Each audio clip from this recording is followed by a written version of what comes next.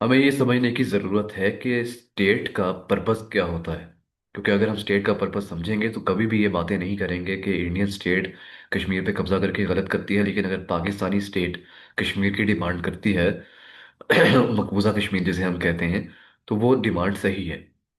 या फिर इंडिया कश्मीर पे या नागालैंड पे या इस तरह की जो ज़मीनों पे काबिज हुआ हुआ है इंडियन स्टेट, वो अगर काबिज होता है तो गलत है। लेकिन अगर पाकिस्तान की स्टेट या अगर कोई मुस्लिम स्टेट ऐसा करती है तो वो गलत नहीं है, वो सही है।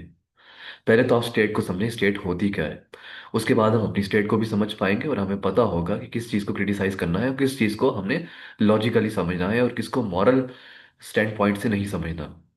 क्योंकि जब हम मोरालिटी को स्टेट के पॉइंट ऑफ व्यू से मिलाते हैं तो बहुत बड़ी गलती करते हैं। स्टेट का पर्पस सिर्फ रिसोर्सेज में इजाफा करना है, अपने रिसोर्सेज में इजाफा, अपने वेल्थ को बढ़ाना है, जनरेट करना है।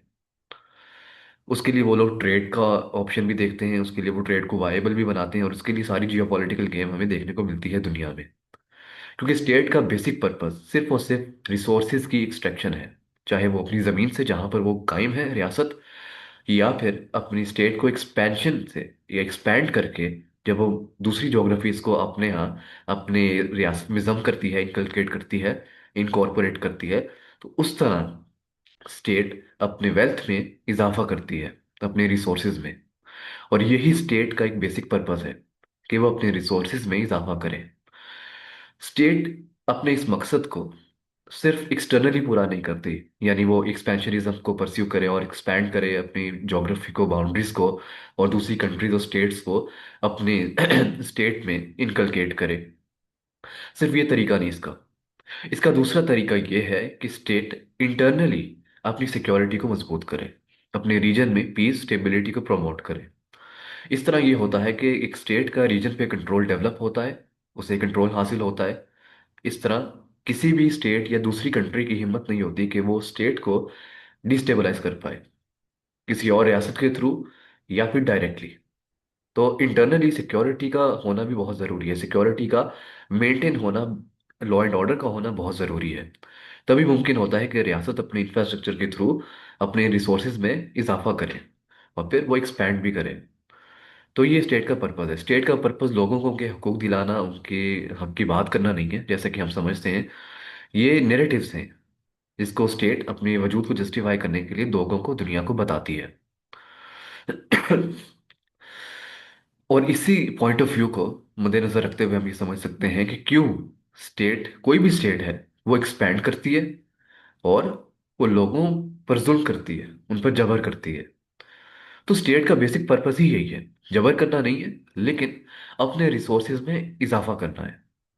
स्टेट का मकसद सिर्फ और सिर्फ वेल्थ जनरेशन है, चाहे वो जहां पर कायम है वहां से वेल्थ जनरेट करे, या फिर एक्सपैंड करे, अपनी बाउंड्रीज को एक्सपैंड करे, अपनी ज्योग्राफी को एक्सपैंड करे और दूसरी ज्योग्राफीज को, दूसरे खित्तों को अपनी रियासत में जम करे, या फिर दूसरी ज्योग्राफीज को एटलीस्ट कंट्रोल करे टू सच एन एक्सटेंट कि वो अपने रिसोर्सेज में इजाफा कर पाए। लड़ाई सिर्फ और सिर्फ रिसोर्सेज की है। अब मेरे एक टीचर थे, सर थे यूनिवर्सिटी में, शुरू शुरू में पहले सेमेस्टर में मिले थे और उसके बाद तो नहीं मिले। मैं उनकी एग्जांपल इसलिए कोट कर रहा हूँ क्योंकि उन्होंने मुझे बताया था, मैं बड़ा जज्बाती होता था। मैं कहता था सर ये देखें, पाकिस्तान इंडिया की लड़ाई हो रही है, पाकिस्तान को तो बता रहा है हर कोई पूरी दुनिया में, क्या बनेगा। तो सर ने कहा था बेटा, रिसोर्सेज की लड़ाई है। ये बलोचिस्तान, ये इंसर्जेंसी, ये चीज़ें, ये मसले मसाइल, ये सब रिसोर्सेज की लड़ाई है। इसमें किसी का, आम बंदे का कोई इंटरेस्ट नहीं है, ना आम इंसान का कोई फायदा है इसमें। फायदा सिर्फ उन स्टेक होल्डर्स का है जो रियासत, जो जिनके कंट्रोल में रियासत है, या जो रियासत को एक टूल के तौर पे इस्तेमाल कर रहे हैं, और जो कि एक पर्पस भी होता है ताकतवर तबकात का, कि वो अपनी पॉलिसीज के थ्रू, इनिशिएटिव्स के थ्रू रियासत को कंट्रोल कर रहे हैं अपनी ट्रेड को वाइबल बनाने के लिए, रिसोर्सेज को हासिल करने के लिए। और ये बात बिल्कुल ठीक है। तो ये नहीं कहा जा सकता कि पाकिस्तान अगर कर रहा है ये काम तो ठीक है, इंडिया कर रहा है तो गलत है। भाई, सही और गलत की डिबेट ही नहीं। रियासत का बेसिक पर्पस क्या है? रिसोर्सेज को इजाफा करना, रिसोर्सेज में इजाफा करना, अपने लिए रिसोर्सेज जनरेट करना और उनको हासिल करना। फिर वो चाहे इंटरनली हो, सिक्योरिटी मेंटेन करके ताकि कोई डिस्टेबलाइज ना करे आपको और आप अपनी इकोनॉमी को जनरेट कर सकें, प्रोग्रेस कर सकें। और जहाँ पे आपकी रियासत मौजूद है वहाँ से आप रिसोर्सेज को एक्सट्रैक्ट करें। उसके अलावा एक और ऑप्शन होती है कि आप एक्सपैंड करें, जो कि बहुत कॉमन है। और हम हर जगह हर रियासत में देखते हैं, वो कोई भी स्टेट हो। चाइना का भी मसला है, इंडिया का भी मसला है, पाकिस्तान का भी मसला है, अफगानिस्तान का भी मसला है, हर स्टेट का मसला है, तुर्की का भी मसला है, हर स्टेट का कोई ना कोई मसला है। हर स्टेट का कोई ना कोई क्लेम है, और किसी दूसरी स्टेट ने किसी दूसरी स्टेट के खिलाफ क्लेम किया होता है। तो हर स्टेट का एक दूसरी की स्टेट के खिलाफ कोई ना कोई क्लेम है। और ये क्लेम इसलिए है क्योंकि स्टेट का पर्पस ही अपने रिसोर्सेज में इजाफा करना है। उसका मकसद किसी को हक दिलाना या हक और सच की जंग लड़ना नहीं है। रियासत का सिर्फ एक सादा मकसद है अपने वेल्थ में इजाफा करना। तो इसके अब इतनी सारी रियासतें मौजूद हैं, सबने अपनी वेल्थ में इजाफा करना है, तो हर कोई एक दूसरे के साथ लड़ रहा है ताकि एक दूसरे की जमीन हथियाई जाए और अपने रिसोर्सेज में इजाफा किया जाए। लेकिन जैसे मैंने बताया कि सिर्फ रिसोर्सेज में इजाफे के लिए एक्सपेंशनिज्म परस्यू नहीं किया जाता। उसके लिए इंटरनल सिक्योरिटी का बेहतर होना बहुत ज़रूरी है। और जब एक रियासतें आपस में लड़ती हैं, जब एक दूसरे के साथ क्लैश करती हैं अपने रिसोर्सेज में इजाफे के लिए, अपने वेल्थ के इजाफे में लिए जनरेट करने के लिए, इकोनॉमी को बेहतर बनाने के लिए, तो उस मकसद के लिए वो दूसरी रियासतों को कंट्रोल करने की भी कोशिश करती हैं।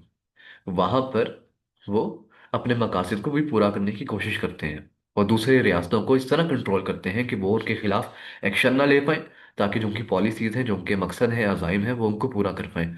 फिर वो चाहे एक्सपेंशनिज्म की हो, अपनी इंटरनल सिक्योरिटी को बेहतर बनाने के हवाले से हो। इन तमाम मकासद के लिए ज़रूरी होता है कि रियासत ना सिर्फ एक्सपैंड करे बल्कि दूसरी रियासतों को कंट्रोल भी करे। क्योंकि हम देखते हैं कि जैसे पाकिस्तान ने अफगानिस्तान को कंट्रोल करने की कोशिश की, और हमारे यहाँ कुछ लोगों ने कहा कि बहुत ही गलत पॉलिसी थी, गलत इनिशिएटिव था, इसकी वजह से हमें नुकसान उठाने पड़ रहे हैं। उनको ये समझने की ज़रूरत है कि अगर पाकिस्तान अफगानिस्तान को कंट्रोल ना भी करता तो उससे ज़्यादा खतरनाक कॉन्सिक्वेंसेस हमें देखने को मिलते हैं। क्योंकि अफगानिस्तान को कोई और कंट्रोल करता, कोई और मुल्क कंट्रोल करता, और हमारे लिए बॉर्डर पर टेंशन बहुत ज़्यादा देखने को मिलती। तो जो सॉरी, जो चीज़ें, जो फैसले, जो इनिशिएटिव्स हमारी गवर्नमेंट ने, हमारे पॉलिसी मेकर्स ने लिए अफगानिस्तान के हवाले से, जियोपॉलिटिकल स्ट्रेटजीज के हवाले से, वो सारे उस वक्त की ज़रूरत थी जब वो लिए गए। क्योंकि तालिबान की गवर्नमेंट, एक फ्रेंडली अफगान गवर्नमेंट ज़रूरी थी पाकिस्तान के हक में, ताकि एक स्टेबिलिटी हो रीजन में, और कंट्रोल हो, ताकि एक ट्रेड रूट वाइबल बन सके। जो सिल्क रूट है, जो कि हिस्टोरिकली एक ट्रेड का एक रूट रहा है, ट्रेड की कह लें आप हिस्ट्री रही है। सिल्क रूट के सेंट्रल एशिया तक, पाकिस्तान से सब कॉन्टिनेंट से सेंट्रल एशिया तक एक ट्रेड रूट रहा है, उसकी पूरी एक हिस्ट्री रही है। तो उसको वाइबल बनाने के लिए, ताकि हम कुछ क्रिएट कर सकें, दुनिया को दे सकें, हमारी इकोनॉमी बेहतर हो, फिर वो चाहे स्टेट का अपना पर्पस था, हमारे लिए तो नहीं था, उसके इनडायरेक्ट बेनिफिट्स हम तक पहुंच सकते थे, लेकिन स्टेट का मकसद था, स्टेट के इंस्टीट्यूशंस काम कर रहे थे, और उनका मकसद अपनी इकोनॉमी को, अपने रिसोर्सेज में इजाफा करना था। और उसके लिए उन्होंने अफगानिस्तान को भी इस्तेमाल करने की कोशिश की। ये बहुत नॉर्मल है, इस पे क्रिटिसाइज नहीं किया जाना चाहिए कि ये गलत है, ऐसा नहीं होना चाहिए था।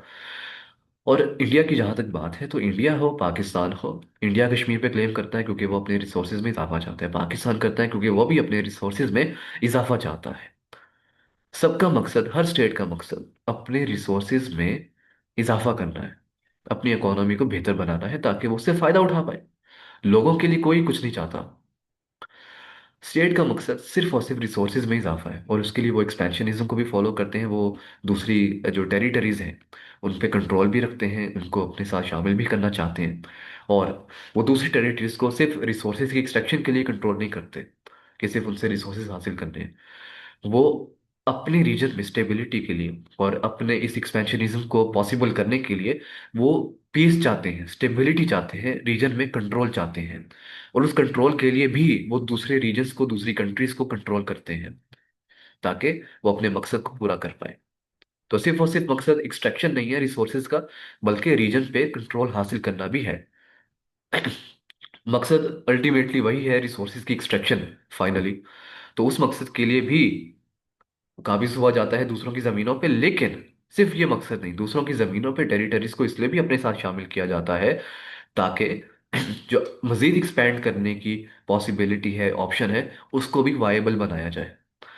तो इस सिनेरियो को मद्देनजर रखते हुए ये बिल्कुल नहीं कहा जा सकता पाकिस्तानी स्टेट अगर बलूचिस्तान को अपने साथ शामिल रखना चाहती है तो गलत है, या फिर इंडिया अगर कर रहा है ऐसा दूसरे अपनी कुछ इलाकों के साथ, या चाइना के साथ उसकी अगर टसल है एक इलाके पे, तो वो गलत है। स्टेट का बेसिक पर्पज ही यही है। आप, ये एक मॉरली ग्रे एरिया है, आप इसको मॉरली अकाउंटेबल नहीं ठहरा सकते। मोरालिटी के फ्रेमवर्क से इसको डिस्कस नहीं किया जा सकता। जियो पॉलिटिकल मैटर्स का मोरालिटी के साथ कोई ताल्लुक नहीं है। This is not about right and wrong. You have to discuss it on the face of it. तो स्टेट का बेसिक पर्पस ही रिसोर्सेज की एक्सट्रैक्शन है। किसी का फायदा करना, किसी को हक देना नहीं। अब ये जो बातें की जाती हैं कि हाँ, राइट्स की बातें की जाती हैं कि दूसरों को हक देने के लिए है, फ्रीडम के लिए है, इक्वालिटी जनरेट करने के लिए, ऐसा कुछ भी नहीं है। ये वो नैरेटिव्स हैं जो स्टेट अपने मकासद को अचीव करने के लिए लोगों को देती है। जैसे हमारी स्टेट ने लोगों को ये नैरेटिव बेचा कि हम अफगानिस्तान में इस्लामी हुकूमत चाहते हैं, या इस्लाम की सरबुलंदी के लिए हम काम कर रहे हैं, कश्मीर को इसलिए हम अपने साथ रखना चाहते हैं। ये सब नैरेटिव्स हैं। बेसिक पर्पस उनका रिसोर्सेज के में इजाफा करना है। अब परवेज मुशर्रफ जो थे वो सेकुलर थे, लिबरल थे, उनका पॉइंट ऑफ व्यू बिल्कुल मुख्तलिफ था। तो उनकी पॉलिसी में तो वो चीज़ नज़र नहीं आई। उन्होंने तो अफगान गवर्नमेंट को सपोर्ट किया और तालिबान गवर्नमेंट को सस्टेन रखा अपने दौर में। उन्होंने तो उसमें कोई तब्दीली नहीं लाई, क्योंकि ये पाकिस्तान की जियो पॉलिटिकल स्ट्रेटेजी थी जो पाकिस्तानी स्टेट के हक में थी। तो इसको चीज़ों को इस तरह से समझने की ज़रूरत है। और ये जितनी भी बातें होती हैं, ये जो बड़े बड़े हमें बातें सुनाई जाती हैं, ये सिर्फ नैरेटिव्स होते हैं। इनका हकीकत से कोई ताल्लुक नहीं होता। स्टेट का बेसिक पर्पस सिर्फ अपने रिसोर्सेज में इजाफा है। और मैं कोई बेवकूफ़ नहीं कि मैं स्टेट के खिलाफ बोलूँ। स्टेट बहुत ताकतवर है। जैसा स्टेट कहेगी हमें वैसा ही करना होगा। बेहतरी बस ये हो सकती है, एक बेहतर ऑप्शन ये है कि स्टेट के फायदे में अगर कुछ हो, जिस स्टेट में हम रह रहे हैं उस स्टेट का फायदा हो, ताकि इनडायरेक्टली हमें भी फायदा पहुंचे। जिस स्टेट में हम रह रहे हैं अगर उसको फायदा नहीं होगा, तो ये बहुत बड़ी बेवकूफ़ी की बात है अगर हम सोचें कि हम स्टेट को कहें जी तुम ख़त्म हो जाओ, बिल्कुल ख़त्म, तुम्हारा कोई काम नहीं है, हम बगावत करेंगे जी आपका काम ख़त्म। ऐसा पॉसिबल ही नहीं है। स्टेट आपसे बहुत ज़्यादा ताकतवर है और वो अपनी ताकत बढ़ाने के लिए आए रोज़ इकदाम करती रहती है।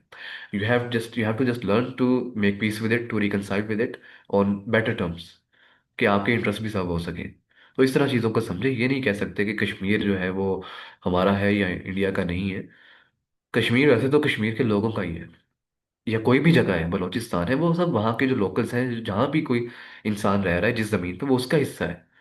स्टेट आके जब कहती है कि भाई तुम हट जाओ यहाँ से, ये हमारी हमारी जगह है, तुम्हारी नहीं है, अब तुम हमारी मर्जी से रहोगे, तो ये चीज़ जो है ये ठीक नहीं है। और जब ये कहा जाता है कि राइट्स के लिए है, इक्वालिटी के लिए है, फ्रीडम के लिए, तो लोग तो उस वक्त नहीं थे मौजूद जब स्टेट बनती है, कॉन्ट्रैक्ट होता है, सो कॉल्ड सोशल कॉन्ट्रैक्ट जब बनता है, लोग तो नहीं होते वहाँ पे। वहाँ पे तो ये जो ब्यूरोक्रेट्स होते हैं, बड़े बड़े लोग, समझदार, थोड़े बहुत पढ़े लिखे लोग होते हैं, ये बनाते हैं रियासत। और इनका मानना ये होता है, जो जॉन लॉक ने बताया कि नैरेटिव की फॉर्म में, कि क्योंकि लोग जो होते हैं वो अपना फायदा अच्छा बुरा नहीं जानते।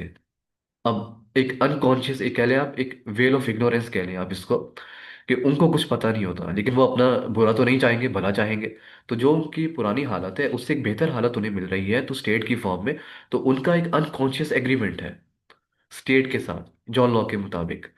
इसलिए स्टेट का बनना, चाहे कुछ लोग मिलकर बनाए, वो एक अनकॉन्शियस एग्रीमेंट है जिसमें बाकी सब लोग, जहाँ भी स्टेट बन रही है, वो भी उस एग्रीमेंट के साथ लिंक्ड है। तो ये इससे पता चलता है कि ये एक नैरेटिव है, सिर्फ ये बताने के लिए, जस्टिफाई करने के लिए कि स्टेट का वजूद सही है। लेकिन स्टेट का क्या पर्पस है ये मैंने आपको बता दिया। स्टेट का पर्पस किसी का फायदा करना बिल्कुल नहीं, सिर्फ अपना फायदा करना है। और इसी के पॉइंट ऑफ व्यू से आप समझ सकते हैं। ये नहीं कहा जा सकता कि आप स्टेट के जो है वो बहुत ज़्यादा उससे प्यार करने लग जाएं, बहुत नफरत करने लग जाएं। और स्टेट का आपके फायदे से कोई मतलब नहीं है, उसका मतलब सिर्फ अपने फायदे से है। फिर वो कोई भी स्टेट हो। ये बहुत बड़ी गेम है और हम इस गेम का एक छोटा सा भी हिस्सा नहीं है।